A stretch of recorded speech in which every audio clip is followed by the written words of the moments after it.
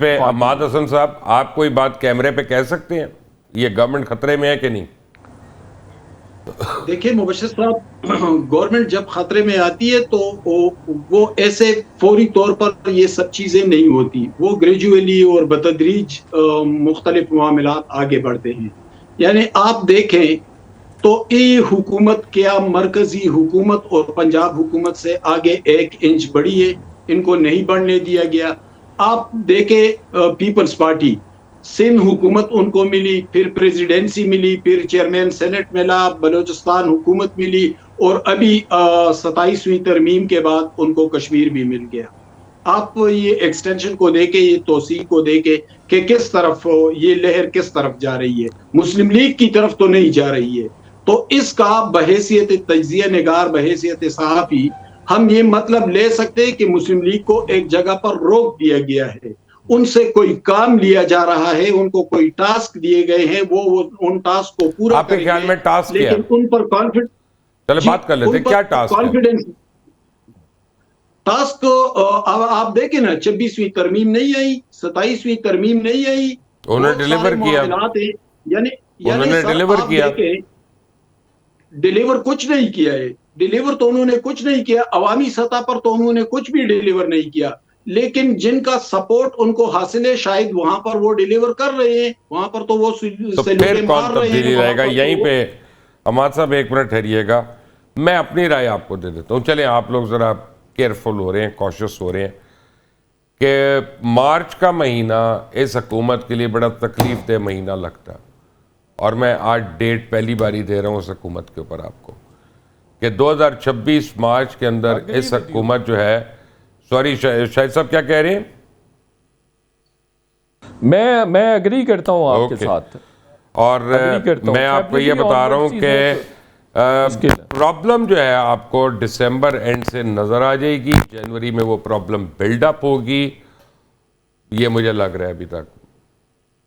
آپ ایگری کرتے ہیں چوئی صاحب؟ دیکھیں، اگر کرپشن کی بنیاد پہ حکومتیں تبدیل ہونی ہے، ٹھیک ہے، آپ جو کہہ رہے ہیں نا کہ اس رپورٹ کے تناظر میں کہ گورنمنٹ اس وقت ہاٹ واٹر میں ہے، اگر یہ گورنمنٹ ہاٹ واٹر میں ہوتی کرپشن کی وجہ سے تو میری عرض سنیں نا کہ شہباز شریف صاحب جن پہ منی لانڈرنگ کے کیسز اس وقت بالکل وہ فرد جرم تک پہنچے تو انہیں پرائم منسٹر بنایا گیا.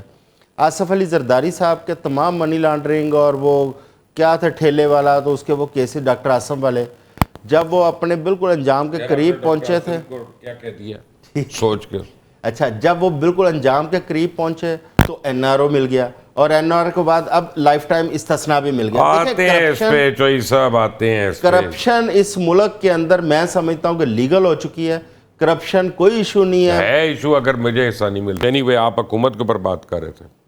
کرپشن میں بات ہو رہی تھی کہ کرپشن ایشو نہیں ہے اس حکومت کا یا اس نظام کا. نہیں، حکومت کا تو کبھی بھی نہیں تھا. دیکھیں جو کرپشن عوام کا ایشو تھا. عوام کا ایشو.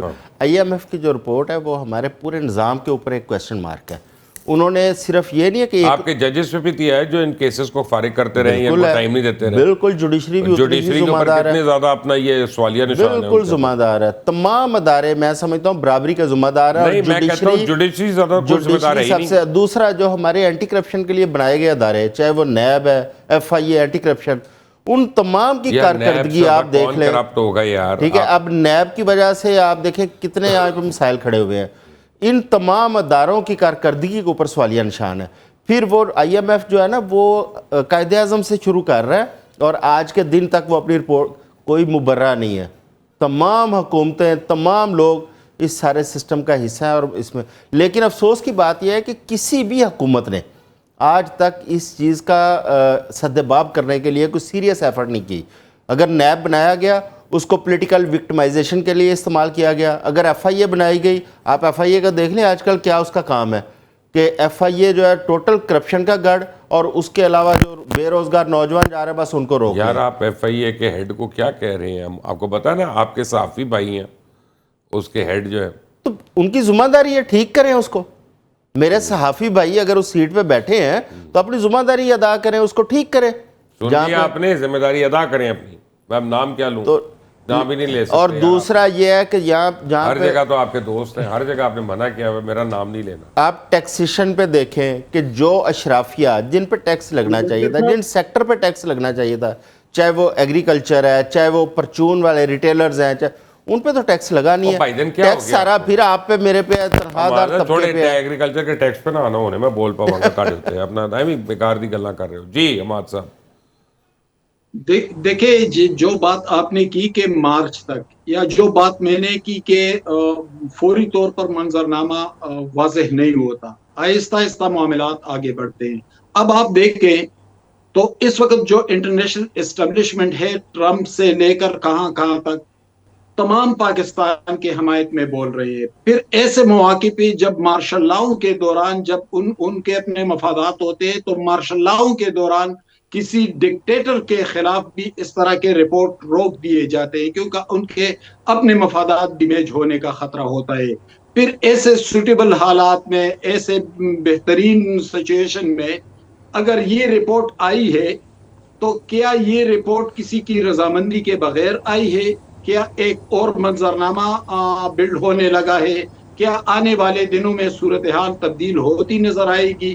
اب دیکھیں پی ٹی آئی اور اسٹیبلشمنٹ کے درمیان تو بہت بڑا فاصلہ ہے, بہت بڑی دراڑ ہے دونوں کے درمیان, لیکن ہم نے بارہا دیکھا کہ ایسے فاصلے چند منٹ کے اندر اندر بھی ختم ہو گئے تھے. یعنی بے نظیر بھٹو اور غلام اسحاق خان کے درمیان ایک تناؤ کی کیفیت تھی, ان کی حکومت کو بھی برطرف کیا تھا, لیکن جب نواز شریف صاحب کے ساتھ غلام اسحاق کے معاملات بگڑے تو ایک ہی شام کو آصف زرداری صاحب کو جیل سے لا کر فوری طور پر ان سے وفاقی وزیر کا حلف لیا گیا تھا اور سارا منظرنامہ تبدیل ہو گیا تھا.